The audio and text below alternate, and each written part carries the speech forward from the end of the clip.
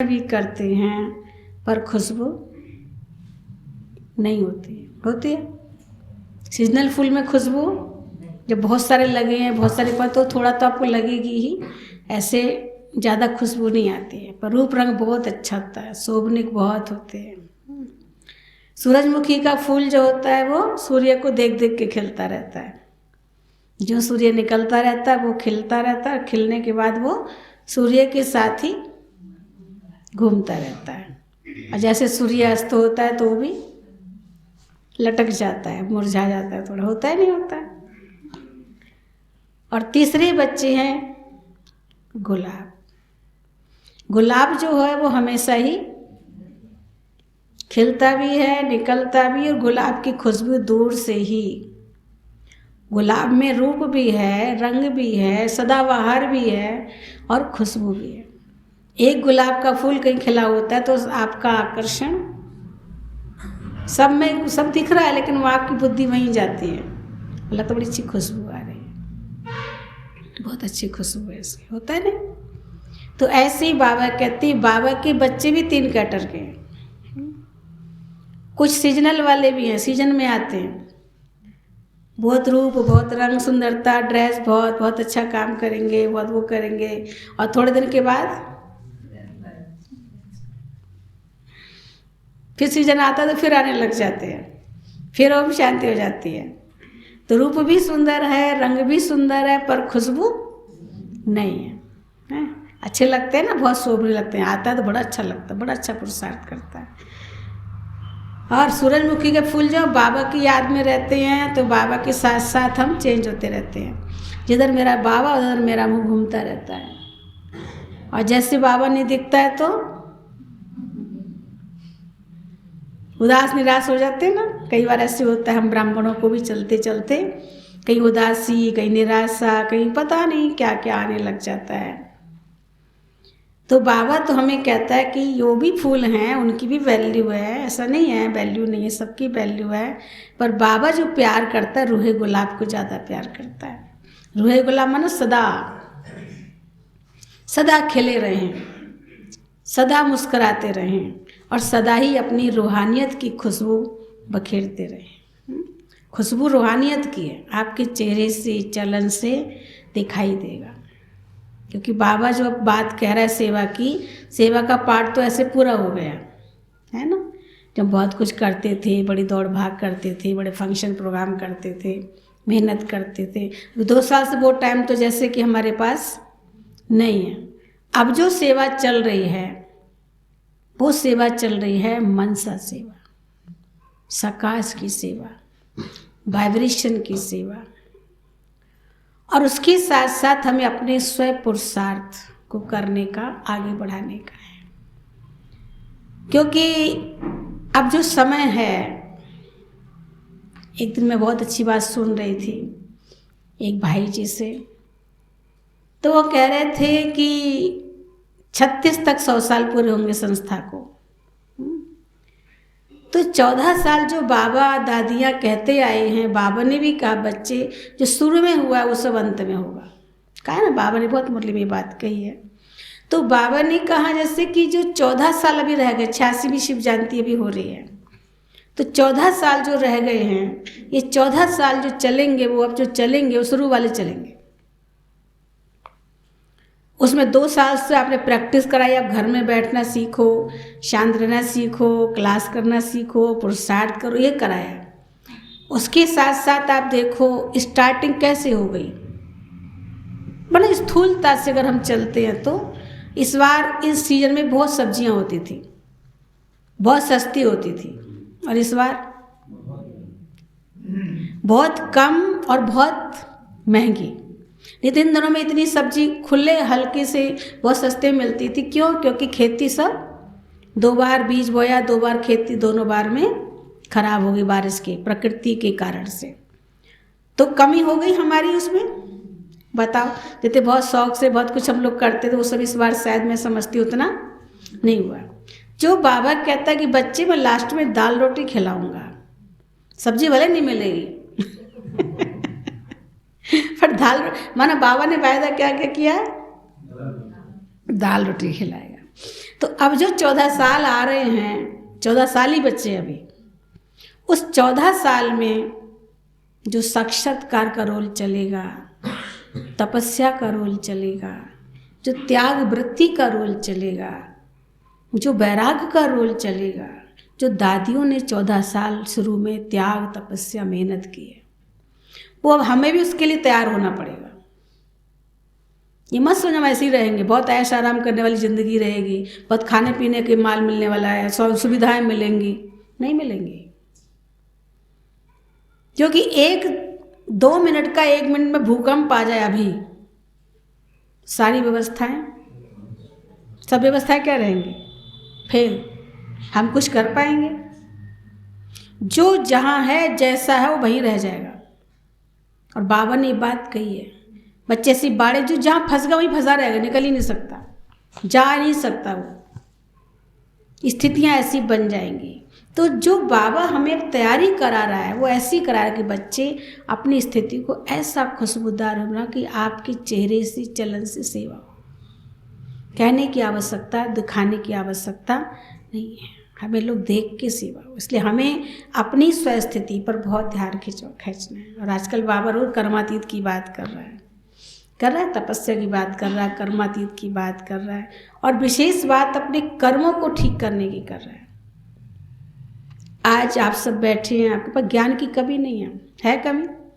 ज्ञान की बाढ़ है इस समय। तो पहले इतना ज्ञान नहीं था, अभी इतना ज्ञान है, इतना ज्ञान है, इतना विस्तार है। पहले विस्तार नहीं था, पर लोग सार स्वरूप में स्थित होते थे। आज विस्तार बहुत है, लेकिन स्वरूप में कितना बन रहे हैं हम लोग? फॉरवर्ड तो दिन भर करते रहते हैं, प्रसाद खुद भी पढ़ते नहीं होते मैसेज। तो अब जो है फिर से हमें सार स्वरूप में आने की आवश्यकता है। विस्तार बहुत हो गया, अब सार में टिक करके अपने जीवन को अच्छा बनाना है। उसके लिए बाबा हमें रोज सिखाता है, ब्राह्मण बनो, ब्राह्मण बनो। ब्राह्मण तो बन गए, अब क्या बनो? फरिश्ता बनो। बहन जी कही ना, फरिश्ता बनो। फरिश्ता बनो क्या है? हम उड़ेंगे नहीं पंख लगा के कोई। फरिश्ता बनो लाइट, हल्का। फरिश्ता बनो सूक्ष्मता की ओर जाए, स्थूलता में बुद्धि ज़्यादा ना जाए, ना बहुत स्थूल खाने में, ना पीने में, ना देखने में, ना बहुत बोलने में, ना बहुत सुनने में। स्थूल हम लोग स्थूल में जैसे कि अभी ज़्यादा आ गए। तो हर चीज़ की स्थूलता से ऊपर को जाओ। क्योंकि हमने देखा दादियों को, दीदियों को, बड़ी बड़ी को, कि दादी दीदियाँ आवाज़ से नहीं बोला करती थी, बहुत शांति से, धीरे से। जैसे बाबा बोलते थे ना, दादियाँ वैसे ही बोलती थी। और एकदम जैसे जब वो शांत और आप बोलने भी जाओगे तो क्या होगा आपका हाल? आपको देखकर अपने आप हम शांत हो जाएंगे। और दादियाँ ओम शांति भी नहीं करती थी। हमने खुद इन आँखों से देखा कि दादियाँ दीदी जब मिला करते थे आपस में तो बहुत मीठी नैन मुलाकात हुआ करती थी, बस दृष्टि से। आवाज़ में आने का कोई मतलब नहीं था, पर दृष्टि से हम एक दो को दृष्टि देते हैं। दृष्टि दे के हमारी ओम शांति हो गई, राम राम हो गई, मुलाकात हो गई। और उस दृष्टि से हम भी रूहानियत में रहे, आप में भी रूहानियत की एक बीज बो दिया। तो दादियाँ कोई आवाज़ में नहीं, फालतू बोल नहीं, चाल नहीं। अभी हम तो जोर जोर से बोलते हैं, बोलते नहीं बोलते। कहिए तो इतने जोर से बोलते हो तो धीरे बोलो। हम ही कहते, हम ही बताया जाता, सबको नहीं बताया जाता। तो ये जितना हम सूक्ष्मता की ओर बढ़ते जाएंगे, ये पहचान है, उतना आपकी आवाज़ धीरे होने लग जाएगी, आप कम बोलने लग जाएंगे। आप ऊपर को उड़ने के लिए जैसे ना आपको एक कशिश, घड़ी घड़ी कशिश होती रहेगी हमको एक तरफ जाने के लिए, रूहानियत, वो खुशबू हमके अंदर आती जाएगी। तो उसके लिए अब हमें पुरुषार्थ करना है। अब बहुत सारे ज्ञान ध्यान की बहुत सारी बातें जरूरत नहीं है, लेकिन अभी एक जो अमृत महोत्सव की बात चली है, आप सबने सुना, प्रधानमंत्री नरेंद्र मोदी जी ने ब्रह्मा कुमारी को बहुत सारी बातें की हैं। उसी के समय मुझे लगता है शायद एक लास्ट लहर है, मुझे ऐसा अनुभव हो रहा है कि बाबा को प्रत्यक्ष करने के लिए कि अभी धूमधाम से सेवा करनी है, कि थोड़े समय का समय है, उसमें धूमधाम सेवा करके एक बाबा की सब जगह एक प्रत्यक्षता हो जाए लास्ट में। इसलिए शायद इतने सब प्रोग्राम बन रहे हैं, इतनी बातें, इतनी मीटिंग्स हो रही है। तो उसी को उपलक्ष्य में आज आपके पास भी एक मीटिंग रखी गई है। और ये अचानक का प्रोग्राम है, कोई प्रोग्राम प्रमाण कुछ नहीं था। वैसे में तो अचानक ही दीपा बहन को कहा, दीपा बहन हमारा दिल है, और ये बात किसी को पता नहीं, मेरे को लगा शायद एक मीटिंग करें हम मिलके आपस में। जब इतने प्रोग्राम बन रहे हैं, हम लोग जब एक साथ मिलके कोई बात करते हैं तो वो एक जैसी लहर जब सब में होती है तो एक उसका अलग ही बात होती है। अपने लेवल से हम करते रहते हैं, वो अलग बात होती है। तो मैंने एक संकल्प आया, मैं किसी को नहीं बताया, अपने ही संकल्प आया, अपने ही दीपा बहन से बात की। दीपा बहन ने कहा हाँ दीदी क्यों नहीं, आपका अधिकार है, आप जैसे कहेंगे ठीक है, मैं ठीक है। तो ऐसे करके स्वीकार कर लिया, तुरंत प्रोग्राम बन गया, तुरंत सबको मैसेज कर दिया। और हमारी बहनें भी इतनी अच्छी हैं कि फट से हर बात को स्वीकार कर लेती है, मान जाती, फट से इकट्ठी हो जाती है। तो इसलिए ये भी हम सबकी क्या कहेंगे शुभभावनाएँ हैं, दुआएँ हैं संगठन में। तो बाबा रोज मुरली में जो हमें सिखा रहा है, यही सब सिखा रहा है, और उसको मैं प्रैक्टिकल जीवन में धारण करना है। इसलिए अपने आप को थोड़ा सा धीरे धीरे समेटते जाओ। अब विस्तार करने का समय बहुत ज़्यादा नहीं है, और अपनी स्थिति मजबूत बनाते जाओ। बस अंदर से मजबूत होनी चाहिए। बाहर तो पेपर परिस्थिति बहुत सबके आगे आने और आ रहे हैं, अभी बढ़ते जाएंगे दिनों दिन, लेकिन अंदर की जो स्थिति है वो हमारी बहुत शक्तिशाली। हम डिस्टर्ब ना रहें, संकल्प ना चलते रहें, सोच ना करते रहें, चिंतन ही ना करते रहें, खत्म। बात आई, बात गई, फिनिश। अपने माइंड को एक सेकंड में क्लीन, नीट एंड क्लीन कर दो। वही बात सोचते नहीं रहो, वही बात बोलते नहीं रहो, इधर सुना उधर सुना उधर, वही सब बात देखो। तो इससे क्या होता है, हमारा योग नहीं लगेगा। योग के लिए बहुत अपनी बुद्धि को साफ चाहिए, कुछ भी ना टिके। पानी पर लकीर, पानी में बार कुछ भी डालोगे ना, एक सेकंड तो लहर आएगी, उसके बाद सम। ऐसे हमें बात आई, स्थिति थोड़ी चलो आई भी, हम प्रूफ नहीं है, थोड़ा असर हुआ, उसके बाद तुरंत अपने आप को क्लीन कर लो। माइंड मेरा कहीं डिस्टर्ब ना हो, जो मेरी अवस्था खराब हो जाए।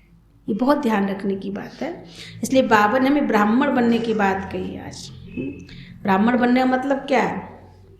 जीवन मुक्ति प्राप्त करना। जीवन में रहते भी हम यही ब्राह्मण माना। जीवन मुक्ति का मतलब यहाँ हम सब कुछ कर रहे हैं, कारोबार कर रहे हैं, लेकिन सब कुछ करते भी हम सबसे मुक्त। कोई चीज, कोई बात, कोई काम मुझे अपनी ओर खींचे नहीं, सबसे मुक्त, फ्री। उससे है जीवन में रहते भी हम जब यही मुक्त बनेंगे, तब सत्य मुक्ति वाली जीवन मुक्ति की बात होंगी। तो आज के बाबा के मधुर बोल हैं, बाबा की डायरेक्ट मुरली हम सब सुन रहे हैं। मीठे बच्चे बोलो जी, मीठे बाबा। उत्तर देना चाहिए ना, बाबा दे रहा है। जैसे हम जब स्टूडेंट है, अभी तो क्लास में जब टीचर आते बच्चे क्या करते हैं, टीचर के आते ही खड़े होकर पहले क्या करते थे, गुड मॉर्निंग टीचर बोलते थे नहीं ऐसे हैं। फिर टीचर आके बैठता था, फिर सबको बिठाता था, तो हम टीचर आया है ना। तो हमारा बाबा हमें रोज कहता मीठे बच्चे, मीठे बच्चे, तो हम आंसर तो देवें नहीं। एक जगह सेंटर में देखा कि जब ओम शांति कर मुरली में जब सुनते हैं मीठे बच्चे, तो सब भाई बहन खड़े होकर बोलते जी मीठे बाबा। खड़े होंगे, खड़े होकर बोलेंगे जी मीठे बाबा। मेरे को बहुत अच्छा लगा। तो वो बहन जी कह रही थी देखो स्टूडेंट की पहचान है ना, ये हम विद्यार्थी हैं। तो बाबा भी कहता है ना मीठे बच्चे।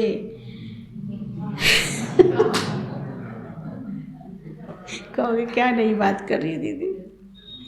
सदा इसी नशे में रहो कि ज्ञान सागर बाप ने ज्ञान देकर हमें क्या बना दिया।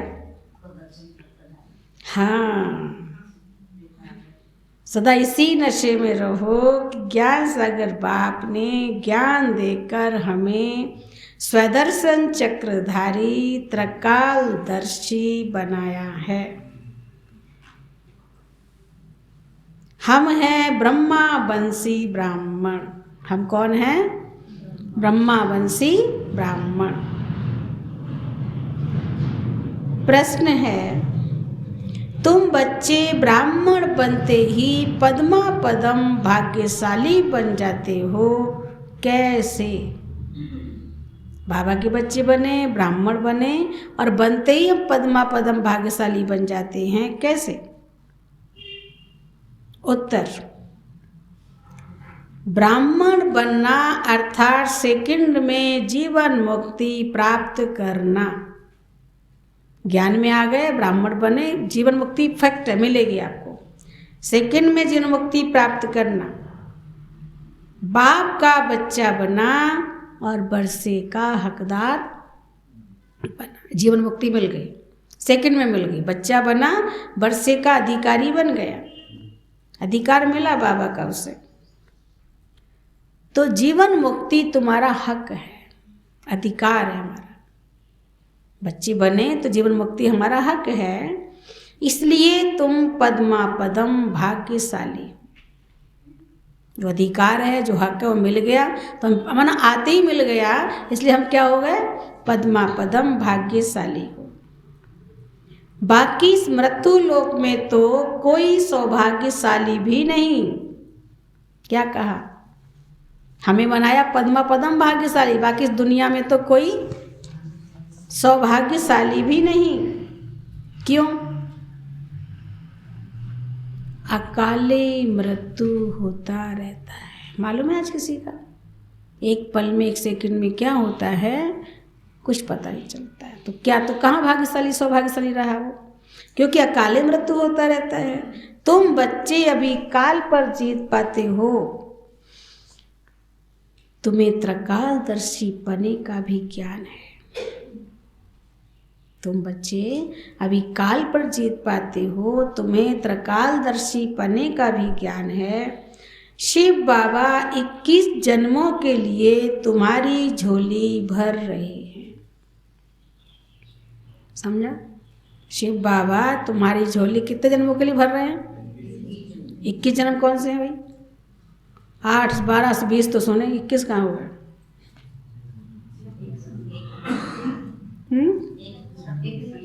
एक संगम का, तभी झोली भर गई, भर रही है, अभी अनुभव हो रहा है।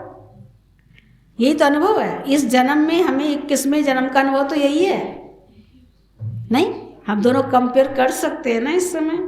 और बाबा का बन के सबकी हमारी झोली भर गई, खुशियाँ आ गई, जीवन बदल गया, कितना सुधार हो गया। तो ये जो सुख है, यहाँ का जो सुख है, ये सत्युग से भी ज़्यादा है अगर देखो तो। इसलिए बाबा कहते हैं हमारी झोली 21 जन्मों के लिए भर रही है। ओम शांति। बच्चे समझते हैं कि हम कांटों से फूल बन रहे हैं, अर्थात मनुष्य से देवता बन रहे हैं। बच्चे जानते हैं ये कांटों का जंगल है, अब फूलों के बगीचे में जाना है। ये दिल्ली भी कोई समय परिस्तान थी, तुम बच्चे राज करते थे जबकि देवताएं थे। फिर कोई राजा, कोई महाराजा, कोई प्रजा के रूप में होंगे। माना हम देवता थे, देवता सब होंगे, पर पद भी सबकी अलग अलग होगी। कोई राजा होगा, कोई महाराजा होगा, कोई प्रजा होगा, सबके पद अलग अलग होंगे। ये तो सब जानते हैं कि बरोबर अब सृष्टि कब्रिस्तान होनी है, उन पर तुम परिस्तान बनाएंगे। तुम जानते हो ये सारी दुनिया ही नई बनती है। जमुना के कंठे पर क्या होगा? क्या होगा? जमुना के कंठे पर राधे कृष्ण लक्ष्मी नारायण थे। ऐसे नहीं कि राधे कृष्ण राज्य करते हैं, नहीं। राधे दूसरी राजधानी की और श्री कृष्ण दूसरी राजधानी की। दोनों का फिर स्वयंवर हुआ, और स्वयंवर के बाद फिर क्या बन जाते हैं? लक्ष्मी और नारायण बनते हैं। फिर ये परिस्तान में जमुना के कंठे पर राज्य करते हैं। सुना, वो वहाँ के फिर क्या करते हैं? परिस्तान में जमुना के कंठे पर राज्य करते हैं। ये गद्दी बहुत पुरानी है, आदि सनातन देवी देवताओं की गद्दी बनती आई है, परंतु इन बातों को सिर्फ तुम बच्चे ही जानते हो। तुम ही अपना परिस्तान अभी बना रहे हो, राजधानी स्थापन कर रहे हो। कैसे कर रहे हैं हम राजधानी स्थापन? वोट बल से, योग बल से। वोट बल नहीं, यहाँ तो सब वोट बल से सब काम चल रहा है। हमारा है योग बल। जो 5000 वर्ष पहले सीखे थे वही अब सीख रहे हो। देवी देवताओं की राजधानी लड़ाई से स्थापन नहीं हुई, किससे स्थापन हुई? राजयोग बल से। यहाँ सिर्फ बच्चे ही आते हैं, बच्चों के बिना बाप और कोई से बात कर ना सके। बाप कहते हैं मैं बच्चों को ही सिखलाता हूँ, तुमको कितना नशा होना चाहिए। ज्ञान का सागर बाप है, उनको ही ज्ञान ज्ञानेश्वर कहते हैं। इसका अर्थ है ईश्वर जो ज्ञान का सागर है वह इस समय तुमको ज्ञान देते हैं। कौन सा ज्ञान देता है बाबा हमें? सृष्टि के आदि मध्य अंत का, जो ज्ञान किसी और ने नहीं दिया, बाबा ही वो ज्ञान आकर के देता है। तुम बच्चे स्वदर्शन चक्रधारी बनते हो, तुम ब्रह्मा वंशी हो। विष्णु वंशी जो राज्य करेंगे वह स्वदर्शन चक्रधारी त्रिकालदर्शी नहीं है। तुम ब्रह्मा वंशी हो, सो फिर देवता बनेंगे। हम सो सूर्यवंशी थे, फिर हम चंद्रवंशी में गए, फिर हम वैश्यवंशी में गए, फिर नीचे शूद्रवंशी में आ गए। अब फिर बाबा हमें ब्राह्मण बना रहा है, अब फिर से हम शूद्र से ब्राह्मण वंशी बने हैं। तुम बरोबर जानते हो कि हम सुदर्शन चक्रधारी हैं।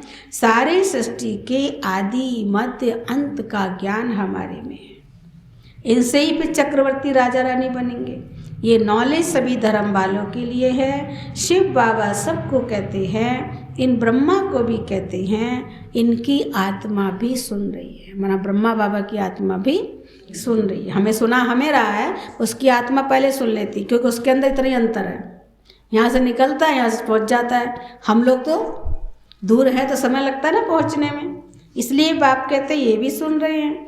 तुम अब ब्राह्मण हो, हर एक मनुष्य मात्र शिव बाबा का बच्चा भी है, तो ब्रह्मा बाबा का बच्चा भी है। सुना, सृष्टि किसने रची? ब्रह्मा ने। तो शिव बाबा का बच्चा भी हर मनुष्य मात्र और ब्रह्मा का बच्चा भी है। ब्रह्मा है ग्रेट ग्रेट ग्रैंड फादर जिस्मानी, और शिव बाबा है सबका रूहानी बाप। शरीर के साथ है ब्रह्मा बाबा, तो जिस्मानी हो गया और शिव बाबा हो गया रूहानी। शिव बाबा को प्रजापिता नहीं कहेंगे, शिव बाबा आत्माओं का बाप है। बाप कहते हैं मैं भारतवासियों को राज्य भाग्य देता हूँ, हीरे जैसा सदा सुखी बनाता हूँ, 21 जन्मों के लिए वर्षा देता हूँ। फिर वह जब पूज्य से पुजारी बनते हैं तो मेरी ग्लानि करने लग पड़ते हैं। बाप कहते हैं कितना ऊंचा मैं तुम्हारा बाप हूँ, मैं ही भारत को हेवन पैराडाइज स्वर्ग बनाता हूँ। तुम फिर मुझे क्या करते हो? मैं ऊंचा बाप हूँ, भारत को स्वर्ग बनाता हूँ, पैराडाइज बनाता हूँ, और तुम क्या करते हो? हम उस बाप की भी ग्लानि करते हैं। क्या ग्लानि की?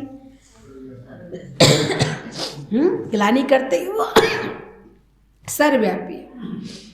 5000 वर्ष पहले भारत स्वर्ग था, कल की बात है। तुम ही राज्य करते थे, सोच रहा था आज अंधियारा है, परंतु समझते हैं यही स्वर्ग है। कलयुग में आज क्या नहीं है, क्या सोचते हैं? स्वर्ग से अच्छा है जैसे आज, इसे ही स्वर्ग समझते हैं। पर ये तो ड्रामा है। भारतवासी गाते हैं नई दुनिया में नया भारत राम राज्य हो।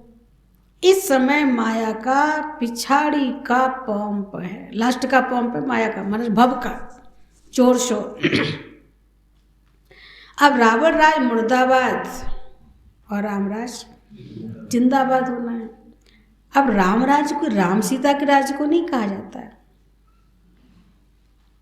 बाप कहते हैं सूर्यवंशी राज्य को ही राम राज्य कहा जाता है।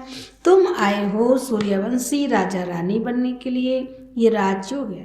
ये नॉलेज कोई ब्रह्मा या कृष्ण नहीं पढ़ाते हैं, ये तो परम पिता परमात्मा ही पढ़ाते हैं। पतित पावन वह बाप है, सारे विश्व को हेवन बनाने वाला, सुख शांति देने वाला है। ये भारत पहले सुख धाम था, आते तो सब शांति धाम से ही। हम सब कहाँ से आए? शांति धाम से ही आते, नीचे उतरते। अहम आत्मा पहले शांति धाम में रहने वाली है। आत्मा सो परमात्मा नहीं है, अहम आत्मा सो क्या थी? सूर्यवंशी।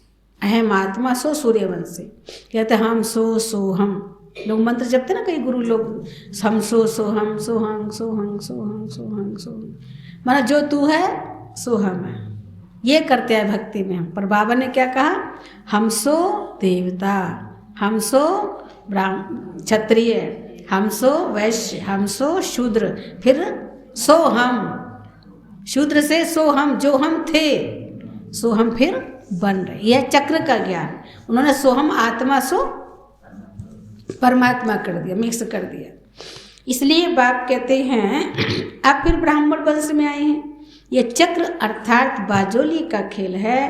पहले पहले हैं चोटी ब्राह्मण, फिर क्षत्रिय, टोटल 84 जन्म भोगने पड़ते हैं बच्चे, इसमें मूझने की कोई बात नहीं है। सेकंड में जीवन मुक्ति, बाप का बच्चा बना और बरसे का लायक हो गया। माना बच्चा जन्म होते ही क्या कहता, मेरा वारिस आ गया, पैदा होते ही बारिश हो गया, माँ के गर्भ से निकला और बरसे का हकदार बन गए। ये भी सेकंड की बात है। जैसे वहाँ पैदा होते ही वर्षा मिल गया हकदार में, ऐसे हम भी जन्म लेते ही बाबा के बच्चे बनते ही वर्षे के हकदार बन जाते हैं। बाप का बच्चा बना और वर्षे के लायक हो गया, ये भी सेकंड की बात है। जनक को सेकंड में क्या मिली, जीवन मुक्ति मिली। तुम भी ईश्वर के बने हो तो जीवन मुक्ति तुम्हारा हक है। आप सब कौन हो, सब कौन हो आप सब? हाँ, आप सब राजा जनक हो। क्यों याद करो, इसलिए आप सब राजा जनक हो, अपने घर में सब राजा हो। बताओ, राजा नहीं हो, घर के मालिक हो, करता धरता हो, सारा कारोबार संभाल रहे हो, जिम्मेवारी निभा रहे हो, पूरा राज्यभाग संभाले अपना, पूरा हम सबका एक एक राज्य है। और वो राज्यभाग संभालते भी आप जैसे विदेही है, उपराम है, नष्ट मोह है, कहीं आपकी ऐसे एक लागत नहीं है, अटैचमेंट नहीं है, कारोबार सब कर रहे हैं, तो हम क्या हो गए, जनक। इसलिए जनक विदेही था, जनक नष्टो मोह था, जनक लगाव मुक्त था। ये कहानी सब बताई जनक की, तो वो कौन है, वो आप लोग की कहानी सबकी, एक जनक की बात नहीं, वो तो एक उदाहरण एक है, सैंपल बनाया एक है। पर हम सब बाबा के बच्चे जनक है कि सब कुछ करो, सब कुछ रहो, सब कुछ करते भी ब्राह्म विदेही नष्ट मोह, नो अटैच कहीं। यह स्थिति, अब फंस गए, घर गए तो गृहस्थी बन गए, फिर राजा कैसे बनेंगे, तो राजा नहीं बनेंगे फिर। इसलिए राजा की कहानी इसलिए बताई ना उन्होंने कि राजा जनक जो है राजा थे, राजभाग, बहुत बड़ा राजभाग था उनके पास में। पर एक संत ने भी सोचा कि एक राजा जनक हो, राजा हो के कैसे संत है, कैसा विदेही है। तो प्रश्न करने गया साधु वहाँ के पास, तो राजा जनक ने को कहा कि राजा जनक आप कैसे राजा हैं, आप कैसे विदेही हैं, राजभाग भुक्त विदेही कैसे हैं आप। उन्होंने कहा ठीक है, उन्हें पूरा राजमहल खूब श्रृंगार करा दिया, खूब सजवा दिया, बढ़िया से डेकोरेट करा दिया। और संत को कहा ठीक, आप पूरा राजमहल बढ़िया से देख के आना और मुझे बताना तुमने क्या क्या देखा। पर एक बात याद रखना, ये दीपक देता हूँ, उसको हथेली पर रख के जाना, पर ये ध्यान रखना ये दीपक बुझ ना जाए। और आंधी तूफान तो चलता ही, हवा चलती है, और सारा राजमहल देखने चला गया, सबको देख के आया, सब देख के चला गया। और आके जब राजा के खड़ा हुआ तो बोला, राजा ने कहा क्या क्या देखा, कहा कुछ नहीं देखा। बोला क्यों, मैं सब तो सारा महल तो आपके लिए सजवा के रखा था, आपको देख, आपने क्यों नहीं देखा, आपको देख नहीं रखा था। बोला ध्यान तो ये दीपक में था, ही बुझ ना जाए।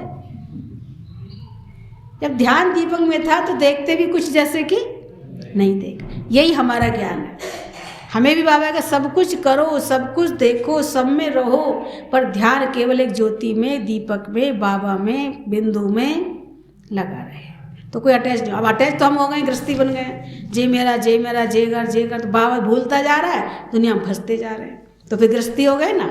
हमें गृहस्थी नहीं बनना है, उपराम बनना है, राजा जनक की तरह रहना है, सब कुछ करते सबसे उपराम, नष्टो मोह। ये बाबा हमें सिखा रहे हैं, एक जनक की बात नहीं, हम सब लोग जनक हैं। क्यों लास्ट में यही परीक्षा है, जहाँ फंसे वहीं से परीक्षा है, बता दूं आपको। माना जिस ब्राह्मण में जो कमजोरी है, हमको विघन भी हमेशा याद रखना, माया कमजोर गिट चोर गेट से आती है। जो गेट मेरा घर में भी कमज़ोर है, वीक है, चोर ये देख लेता कहाँ से मौका मिल सकता है, वहीं से अटैक करता है। ऐसे हम लोगों को भी जो माया चोर है ना, वो हमारी वीकनेस देखती है। मेरे में कौन सी वीकनेस है, कौन सी कमजोरी है, उसी कमजोरी के जरिए मुझे माया आएगी। आप अनुभव कर देखो। इसलिए माया की परीक्षा सबको एक जैसी नहीं होती है भाई। हम एक जैसी पढ़ाई तो एक जैसी परीक्षा आनी चाहिए, पर हम सबकी जो परीक्षा है पेपर माया का अलग तरीके से क्यों है? क्योंकि हमारी सबकी अपनी कमजोरी है।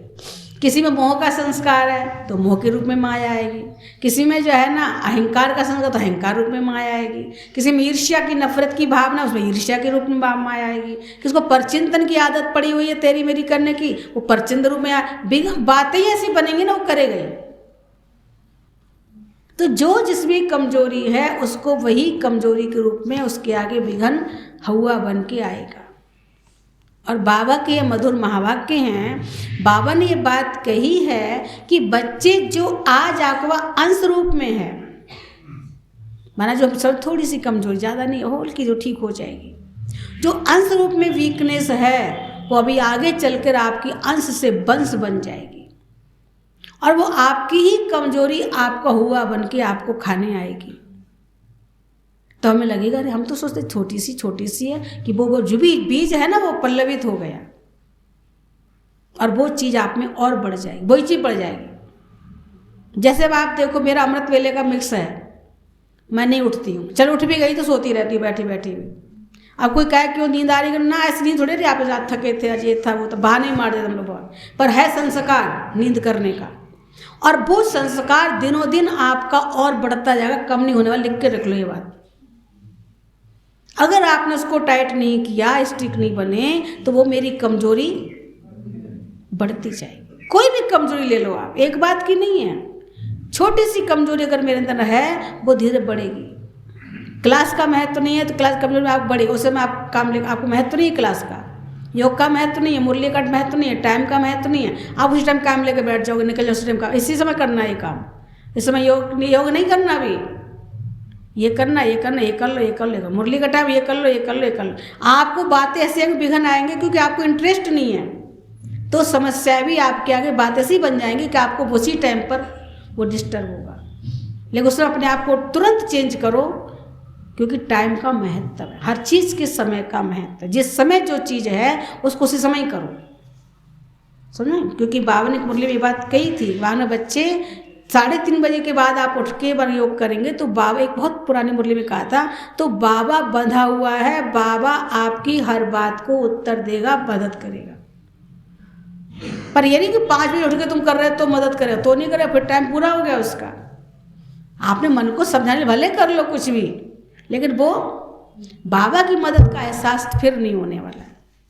तो हर चीज़ के एक समय की वैल्यू है, इसलिए हमें समय पर हर चीज़ को महत्व देना जरूरी है। इसलिए बाबा हमें कहते हैं सेकंड की बात है, अकाले मृत्यु यहाँ तो किसी का हो जाता है तो कोई सौभाग्यशाली है नहीं। तुम तो ईश्वर की बने हो तो तुम्हारा जीवन मुक्ति पर हक है, तुम अमरलोक के मालिक बनते हो, ये है मृत्यु लोक। तुमसे सौभाग्यशाली दुनिया में और कोई है नहीं, मेरे जैसा सौभाग्यशाली कोई नहीं। हम क्या हैं, हम बेकार हैं, हम ज्ञान वाले के वजह से हो जाता है, चलते चलते हमारी क्या लाइफ, हमारे कौन पूछता, हमारी क्या वैल्यू, हम तो काम किसी काम के नहीं है, ऐसा है वैसा, खुद ही खुद संकल्प चाहते रहे, सोचते रहते हैं। लेकिन नहीं, बाबा ने क्या कहा, नशा चढ़ाया, मेरे जैसा सौभाग्यशाली दुनिया में, नशा रखो, मेरे जैसा सौभाग्यशाली दुनिया में कोई नहीं है। है बाबा नशा चढ़ाया हमारा, यहाँ तो अकाले मृत्यु हो जाता है। अब तुम काल पर विजय पाते हो, बाप कालों का काल है, तो उस बाप से तुमको कितना वर्षा मिलता है। तुम सभी धर्मों को भी जानना चाहिए तुम्हें, इसलिए ये चित्र बनाए हुए हैं, ये पाठशाला है। कौन पढ़ाते हैं? भगवान होगा। अच्छा, मेरे को देहधारी नहीं पढ़ाता, परमात्मा पढ़ाता है, कृष्ण नहीं पढ़ाते। ज्ञान का सागर कृष्ण नहीं है, वह तो परम पिता परमात्मा है, वही तुमको ज्ञान दे रहे हैं। तुम हो ज्ञान गंगाएं, देवताओं में तो ये ज्ञान होता ही नहीं है। तुम ब्राह्मणों में ही ये ज्ञान है त्रिकालदर्शी बने का। तुम ही इस समय ये ज्ञान सीख कर वर्षा पाते हो, राजयोग सीख स्वर्ग के राजा रानी बनते हो।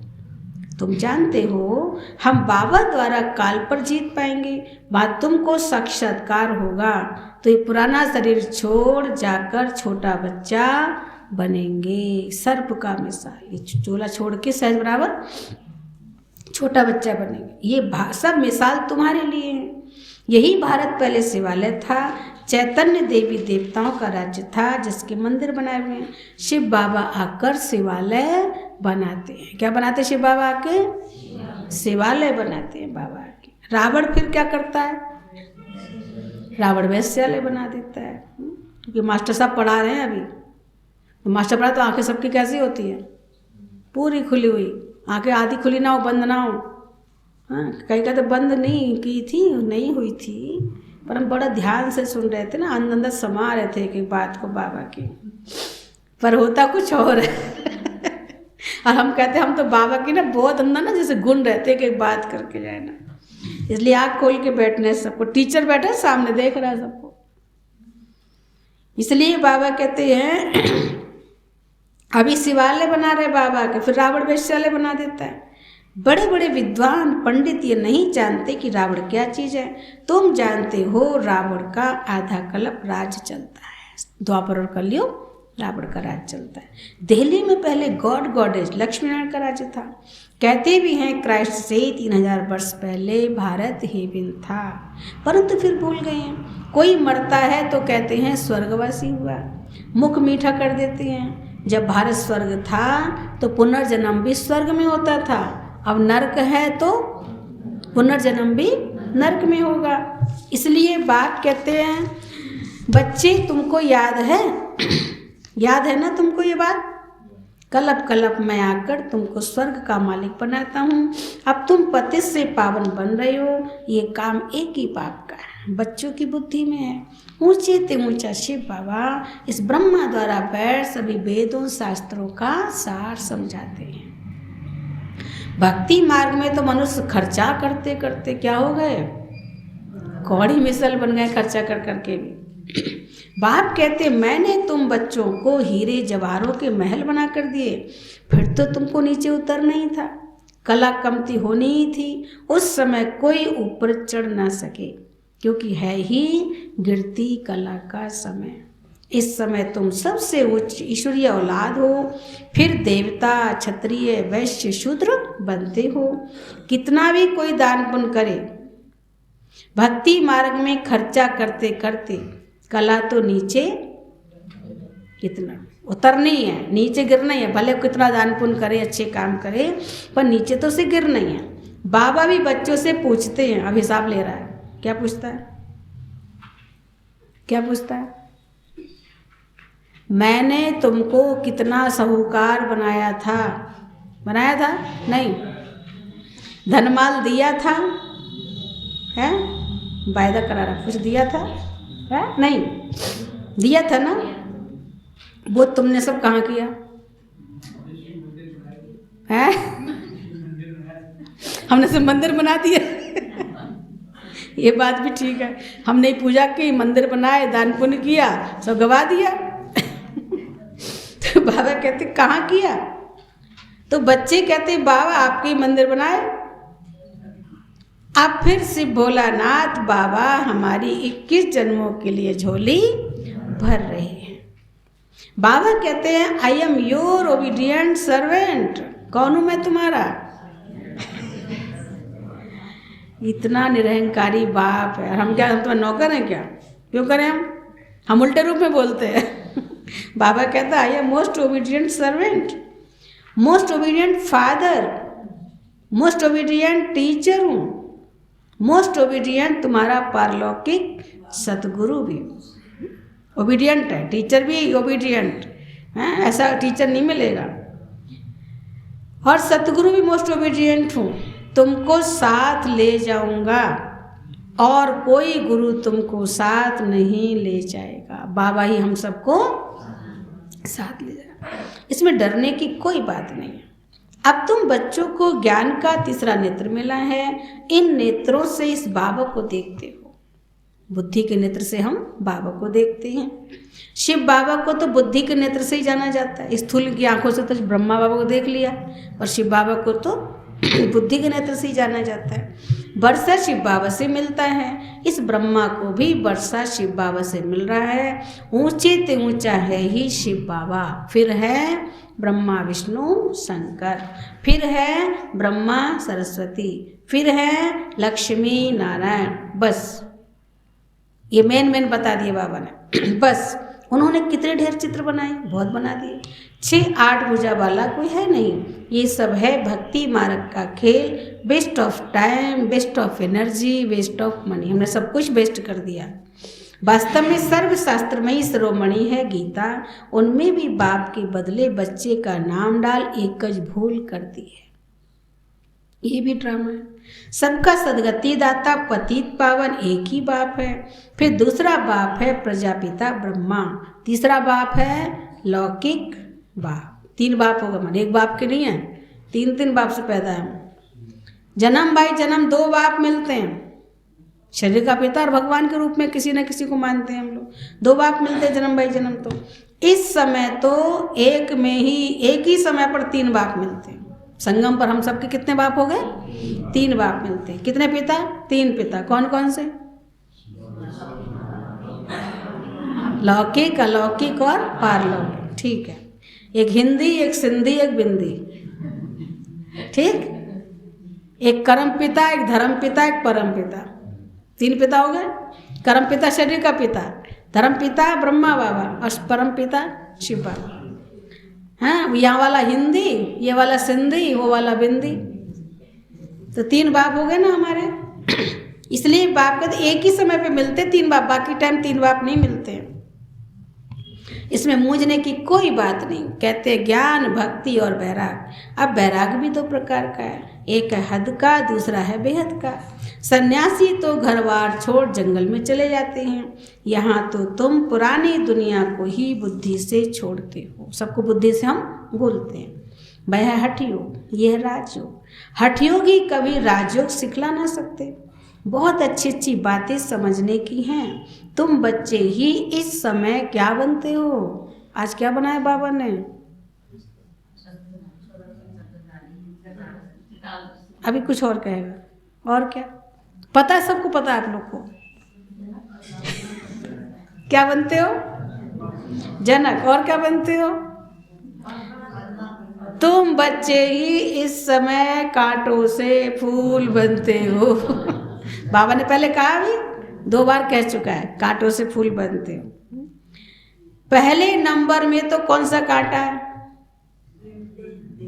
हाँ, सबसे बड़ा कांटा कौन सा है? देहबाजी चुभता ही रहता है, ये निकलता ही नहीं है। कहीं कुछ बात चुभता नहीं चुभता है। मेरे खिलाफ कोई बात कह दो, तुरंत ऐसे कहा फैक्ट्री चलनी शुरू हो जाती है। बिना बात की बात में भी दिमाग खराब। इनने कहा कैसे, ऐसे बोला क्यों? इसकी हिम्मत क्या है? इस रात तक क्या है? आप छोड़ूंगी नहीं मैं। देख माना हमको तुरंत, अब ब्राह्मण बन के ऐसे नहीं, ब्राह्मण बन के पक्के हो गए हैं। मैं तो ये अनुभव करी कि ब्राह्मण और नाजुक हो गए हैं। दुनिया वाले बहुत सहन कर लेते हैं, बहुत कुछ, और सहन करके फिर एक हो जाते हैं। और हम लोग नाजुकता आ गई, कोमलता आ गई, बहुत ज़्यादा जल्दी असर होने लगा है, फीलिंग आ रही, और वो बात निकलती नहीं बुद्धि से। वहाँ तो डिलीट कर देते फटाफट, मोबाइल में फट से डिलीट करो, बहुत हो गया, क्योंकि फिर हैंग हो जाएगा। और यहाँ नहीं होता डिलीट। बताओ सच्चे होता है? फिर वही सोचते ये नैसे कि ऐसे करता है, वैसा ये होता है ऐसा, और उसके प्रति भावना बैठ जाती है, मन खराब हो जाता है, फिर नफरत आ जाती है। उसको देख के ही दिल जलता रहता है। जब देखेंगे तभी अभी ठीक है, नहीं देखा, जब ही देखा ना, नजर गई, तुरंत सब बातें पिक्चर जैसे घूम गई, और तुरंत मेरा मूड ऑफ। ये सब क्या है? देहमान बहुत छोटी बात नहीं है, बहुत बड़ी बात है। और बहुत माइनर बातों में हमको बॉडी कॉन्शियस आता है। इसलिए बाबा कहते हैं हाथी बहुत बड़ा था, बहुत सब धुरंधर था, बड़े पेड़ों गिरा देता था, लेकिन इतनी सी चींटी हाथी को भी मूर्छित कर। मतलब क्या हुआ? बड़े बड़े महारथी, ज्ञान में बड़े योगी हैं, बड़े ज्ञानी, बड़े महारथी हैं, बस छोटी छोटी बातें उन्हें ऐसी पिंच हो जाती हैं महारथियों को भी, तो उनकी अवस्था भी गई। बड़ी बातें नहीं नुकसान देती, छोटी बातें। उनने ऐसे कहा, हम इतने बड़े थे, इतने समझदार थे, उसने फिर भी ऐसे मुझे कहा, इससे फिर भी हुआ। फिर मुझसे कोई आगे न चला जाए, थोड़ा किसी महिमा होगी तो बर्दाश्त नहीं हो रहा है, थोड़ा कोई आगे चला तो बर्दाश्त नहीं हो रहा है। डिस्टर्ब, ये सब युगों में अभी ईर्ष्या में आता है। इसकी आप अगर लिस्ट निकालो ना, लंबी लिस्ट निकलेगी। इसलिए बाबा कहते हैं पहला नंबर देहाभिमान का कांटा, सबसे बड़ा कांटा है। कौन सा? देहाभिमान का। उनको बाप ही छुड़ा सकते हैं और कोई की ताकत नहीं जो इस कांटे को निकाल सके। देहाभिमान का कांटा बाबा ही छुड़ा सकता, दूसरा कोई नहीं छुड़ा सकते।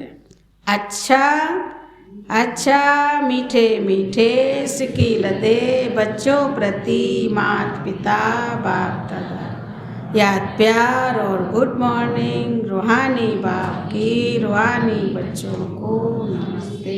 हम रूहानी बच्चों की रूहानी बाप दादा को नमस्ते, गुड मॉर्निंग, ओम शांति।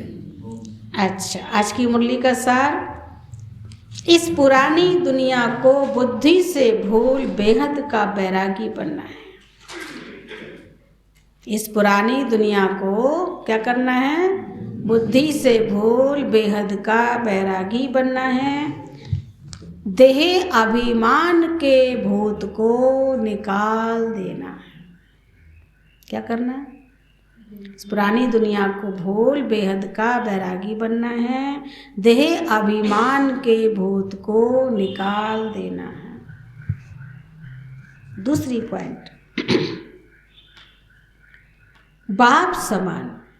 जैसे बाबा ओबीडियंट है, वो वफादार सेवाधारी है, वफादार बाप है, वफादार टीचर, ऐसे बाप समान ओबीडियंट बन सेवा करनी है। बाबा के जैसा ओबीडियंट बनकर सेवा करनी है। आप समान बनाना है। ओबीडियंट बनकर सेवा करनी है, आप समान बनाना है। किसी भी बात में मूंझना नहीं। अगर मूंझ हो रही है, उलझन हो रही है, उसे पूछ लो, क्लियर कर लो, उलझो मत। किसी बात में मूंझना नहीं है। आज का वरदान है, परमात्म प्यार के आधार पर दुख की दुनिया को भूलने वाले सुख शांति संपन्न भव। मन हम सबको कब भूल सकते हैं? प्यार के आधार पर। दुनिया में आज किसी का लौकिक में स्थूल इतना प्यार होता है, प्यार हो जाए, उस प्यार में सबको भूल जाता है, वो सबको छोड़ देता है। ऐसे ही हमारा प्यार कौन सा है? परमात्म प्यार। परमात्म प्यार के आधार पर इस दुख की दुनिया को भूलने वाले सुख शांति संपन्न भव। बाबा से इतना प्यार मिल रहा है, ये दुनिया दुख की हमसे भूल जाए, एकदम विस्मृति। भूल तो गई है ब्राह्मणों से, दुनिया का मतलब नहीं है इतना, बाबा कहते, फिर कहीं कहीं थोड़ा थोड़ा बीच में हो जाता है। दुख की दुनिया को भूलने वाले सुख शांति संपन्न भव, स्पष्टीकरण है। परमात्म प्यार ऐसा सुखदाई है जो यदि उसमें खो जाओ तो दुख की दुनिया भूल जाएगी। परमात्मा पर ऐसा सोच मगन हो जाओ, दुख की दुनिया सब विस्मृत भूल जाएगी।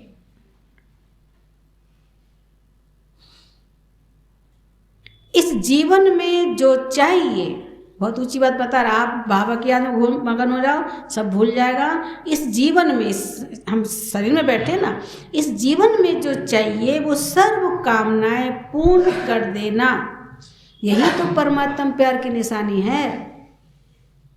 सुना क्या कहा? हम बाबा के बच्चे बन गए, हम बाबा की याद में मगन है, सब भूल गया। अब जो मुझे आवश्यकता है, ज़रूरत है, वो बाबा मेरी पूरी कर देता है। तो ये सारी जो आवश्यकताएं हैं, ज़रूरत है, मेरी पूरी हो जाना, यही परमात्म प्यार की निशानी है। समझे? माना भगवान हमारा को कितना प्यार करता है, हमें सब कुछ अपने आप कर रहा नहीं कर रहा है। देखो, आवश्यकता पूरी करेगा पर इच्छा पूरी नहीं करेगा। अब उल्टी इच्छा रखो तो थोड़ी पूरी करेगा वो, लेकिन हमको जो ज़रूरत है, जो ज़रूरी है, वो मेरे को नहीं मिले ये नहीं हो सकता, वो बाबा सब देता है। इसलिए बाप कहते हैं जीवन में जो चाहिए वो सर्व कामनाएं पूर्ण कर देना, यही तो परमात्मा प्यार की निशानी है। बाप सुख शांति क्या देता, लेकिन उसका भंडार भर देता है, भरपूर कर देता है। खाली सुख शांति देता, भंडार भर देता है, उसका भंडार बना देता है सुख शांति का भी। जैसे बाप सुख का सागर है, सागर है, प्यार का सागर, शांति का सागर, सुख का सागर, हर चीज का बाबा कौन है? सागर है। नदी तालाब नहीं है, वो लिमिट में है, लेकिन सागर तो अथाह है। नदी तालाब नहीं, ऐसे बच्चों को भी क्या करना है? जैसे बाबा सागर है, नदी तालाब नहीं है, ऐसे बच्चों को भी सुख के भंडार का मालिक बना देता है, शांति के भंडार का मालिक बना देता है, खुशी के भंडार का मालिक बना देता है। मतलब हर चीज के बाबा हमें भंडार का था मालिक बना देता है। इसलिए मांगने की आवश्यकता नहीं, समझा? इसलिए मांगने की आवश्यकता नहीं, सिर्फ मिले हुए खजाने को विधि पूर्वक समय प्रति समय कार्य में लगाओ। जो बाबा ने खजाने दिए हैं वो विधि पूर्वक समय प्रति समय कार्य में लगाओ। बस मांगने की जरूरत नहीं है। वैसे तो मांगने से मिलता नहीं है, मिलता है मान और घट जाता है, खत्म हो जाता है। इसलिए बाबा कहते मांगो नहीं। और हमने देखा कि बाबा मेरे को आवश्यकता है, कई बार ऐसा होता है हम ब्राह्मण परिवार में, हम बाबा के घर में आवश्यकता तो आप इच्छा रखते हो कि फलाना भाई कर दे, फलानी बहन कर दे, पर वो देखता कई बार वो हरी झंडी लाल साहब वो न्यारा हो जाता है। हम सोचते ही करेगा नहीं, लेकिन हम किसी को नहीं सोचो क्या करेगा कौन करेगा, पर बाबा अपने आप किसी के द्वारा वो कार्य करा देता है। इसलिए कहते भगवान का कार्य मनुष्य को काम नहीं रोकते, तो भगवान का कार्य लल्लू से तो पंजू से तो करा ही लेगा। लल्लू नहीं भी करे तो पंजू कर लेंगे, पर काम रुकने वाला नहीं। और हमने देखा है जो में कोई उम्मीद नहीं, कोई मतलब नहीं, वो व्यक्ति आके मैदान पे टाइम पर खड़ा होके कार्य कर जाता है, जो जिसे सोच नहीं सकते हम। तो ये होता है ना बाबा का, इसलिए हर बच्चा मूल्यवान है। तो हमें करना क्या है? बाबा ने क्या काम दिया? बाबा से ऐसा प्यार रखो तो सुख शांति भंडारा बन जाएगा, बुद्धि दिल से सब जगह से हट जाएगी। और मांगना नहीं, पर केवल बाबा की प्यार की याद में विधि पूर्वक करो, तरीकेबद्ध। विधि गड़बड़ है तो सफलता नहीं मिलेगी, विधि पूर्वक करेंगे तो सिद्धि प्राप्त होगी। स्लोगन है अपनी सर्व जिम्मेवारियों का बोझ क्या करो, बाप हवाले कर डबल लाइट बनो। अपनी सर्व जिम्मेवारियों का बोझ बाप हवाले कर डबल लाइट बनो। कई बार भारी हो जाते हैं उस जिम्मेवारी सोच सोच के, तो बाबा को दे दो, अपने खुद हल्के बन जाओ। सब जिम्मेवारियों का बोझ बाप हवाले कर डबल लाइट बनो। अच्छा, फिर थोड़े से मातेश्वरी जी के अनमोल महावाक्य हैं। निराकार परमात्मा की अपनी साकार ब्रह्म